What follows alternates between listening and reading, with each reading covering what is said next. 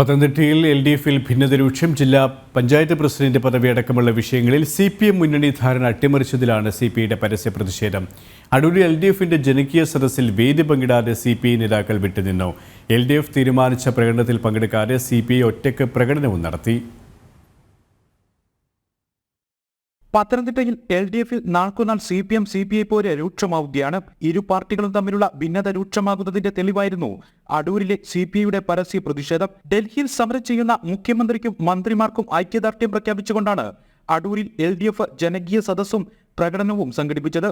ജനകീയ സദസ്സിൽ CPM നേതാക്കളോടൊപ്പം വേദി പങ്കിടാൻ CPI നേതാക്കൾ തയ്യാറായില്ല. CPI സംസ്ഥാന ജില്ലാ നേതാക്കളാണ് വേദിയിൽ നിന്നും വിട്ടുനിന്ന് സദസ്സിൽ ഇരുന്നത്. ഇവിടം കൊണ്ട് തീർന്നില്ല CPIയുടെ പ്രതിഷേധം. ജനകീയ സദസ്സിന്റെ ഭാഗമായി LDF തീരുമാനിച്ച പ്രകടനത്തിൽ പങ്കെടുക്കാതെ CPI ഒറ്റയ്ക്ക് പ്രകടനവും നടത്തി. ജില്ലയിൽ LDF മുൻകൂട്ടി ധാരണയിലെത്തിയ പല മുന്നണി തീരുമാനങ്ങളും CPM അട്ടിമറിക്കുന്നതാണ് CPIയുടെ പ്രതിഷേധത്തിന് കാരണം. മുൻധാരണ പ്രകാരം ജില്ലാ പഞ്ചായത്ത് പ്രസിഡന്റ് പദവി കഴിഞ്ഞ ഡിസംബർ 22-ന് CPM CPIക്ക് കൈമാറേണ്ടതാണ്. എന്നാൽ ഇതുവരെയും CPM ജില്ലാ പഞ്ചായത്ത് പ്രസിഡന്റ് പദവി CPIക്ക് വിട്ടു നൽകിയിട്ടില്ല. അടൂർ നഗരസഭയിലടക്കം CPIക്ക് വിട്ടു നൽകേണ്ട സ്റ്റാൻഡിംഗ് കമ്മിറ്റി ചെയർമാൻ സ്ഥാനം CPM കൈയടക്കി വച്ചിരിക്കുകയാണ്.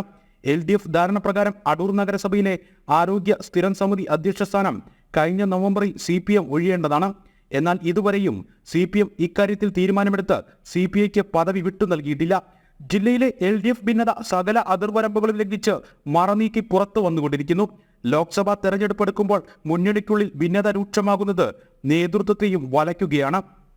ജനം, പത്തനംതിട്ട.